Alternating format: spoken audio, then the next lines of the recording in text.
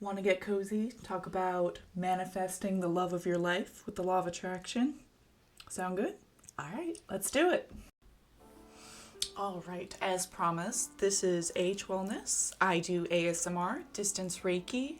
I do spiritual commentary. We talk about health, we talk about fitness, we talk about wellness, self improvement, just being our best selves, and we get all cozy and comfortable together. So, if you're not already familiar with the law of attraction, it's just the concept of like attracts like. So, if you're putting out the energy of what you want to bring into your life, it's going to more easily come into your life.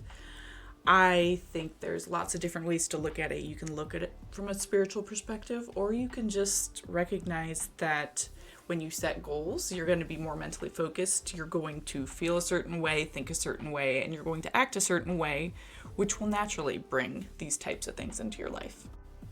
So since it's Valentine's Day today, I just figured it would be appropriate to talk about my success story as I manifested my husband. And mind you, I have a dating history from hell.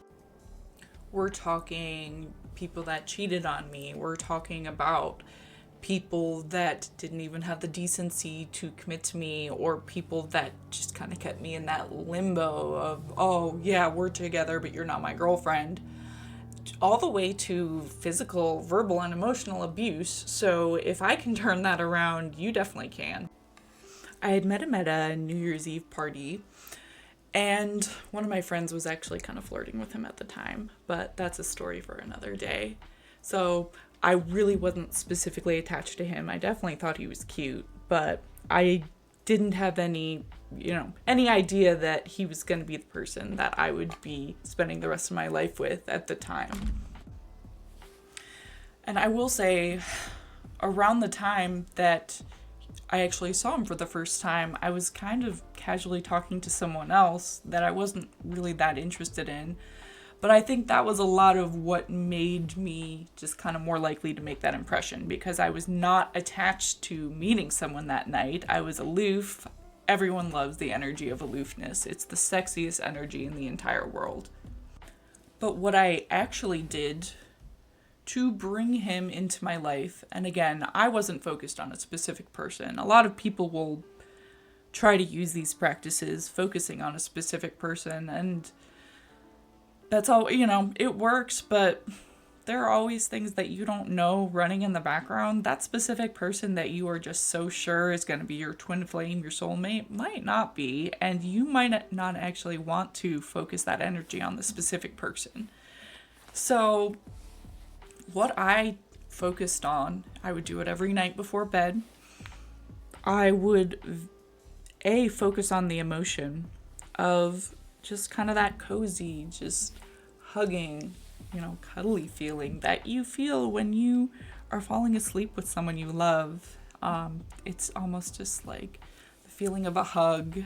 If you compare it to food, it's like eating like a dark chocolate truffle, that like warm, squishy, happy, just at ease feeling. Because I had been in a lot of situations where people would bring me to the highest of highs emotionally, as I would feel like I was on fire in the best ways and the worst ways. And I had officially learned within myself that that really wasn't the kind of energy I wanted out of a relationship. But yeah, I would get myself into that emotional space, and then I would also picture just kind of waking up in the morning, just slowly opening my eyes. Just, that feeling when you're like, you just wake up and you see that person, and it's just, there's nothing else going on. You're just looking at them. They're looking at you. You just both kind of smile sleepily. That's what I use to visualize my soulmate. About a month later, he sent that chat message on Facebook Messenger to me, and, he didn't ask me out. He just said, hey, what's up? We started talking, he was telling me what was going on in his life. We just talked about things that we were interested in, and it was really, really easy. easy in a way that I wasn't used to, and that was exactly what I needed. I had had so many challenges in all my relationships, so having a relationship with someone that was easy was really, really nice, and I really, really appreciated it. I had that strong sense of gratitude for it. While we were in the relationship, I really just made a point to express appreciation for all the kind things he did to me. I really made a point to live in the moment and just appreciate everything he was doing. Because I think even when you manifest your twin flame, eventually you just stop doing that. It's always so easy in the beginning when everything's just, brand new, but I chose to do the work when we were still dating, and that led to the next step in our relationship.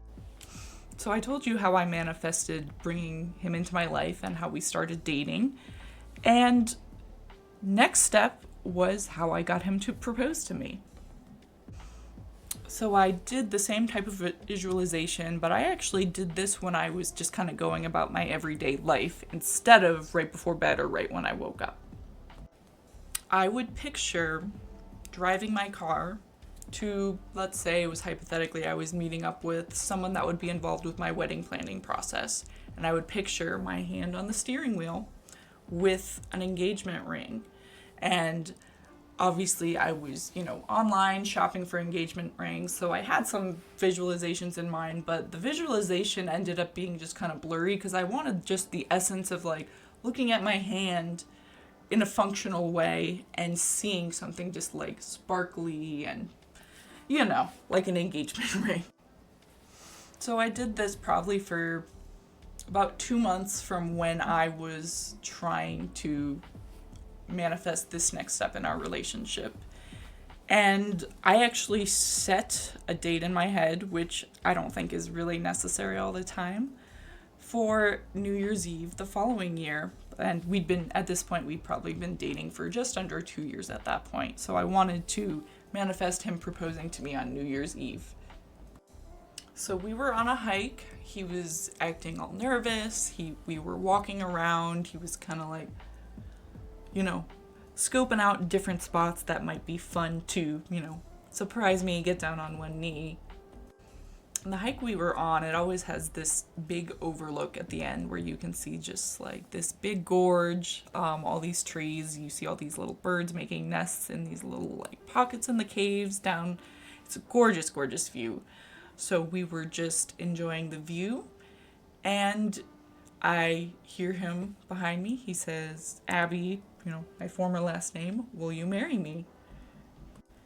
And no, I didn't cry. I'm not one of those girls. I turned around and I said, "Fuck yeah, I will," because that's the kind of girl I am.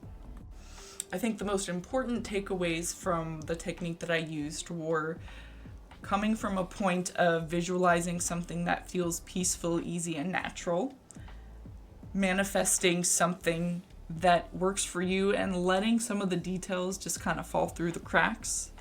And I think that as you receive your manifestation, you have to practice gratitude even harder when it comes to manifesting relationships. If you have any questions, or if you tried this technique yourself and it worked, didn't work, if you have any of your own advice for manifesting your husband, wife, a significant other in any way, shape, or form, please leave a comment below. I'd love to hear your stories. Really, from the bottom of my heart, thank you so much for being here and listening to my story, and I really hope that my techniques are helpful. If this inspired something within you, feel free to like this video, subscribe to my channel, share with someone you think it might be helpful for, and let me know in the comments if this is the type of content you'd like to keep seeing on this channel. But until next time, namaste.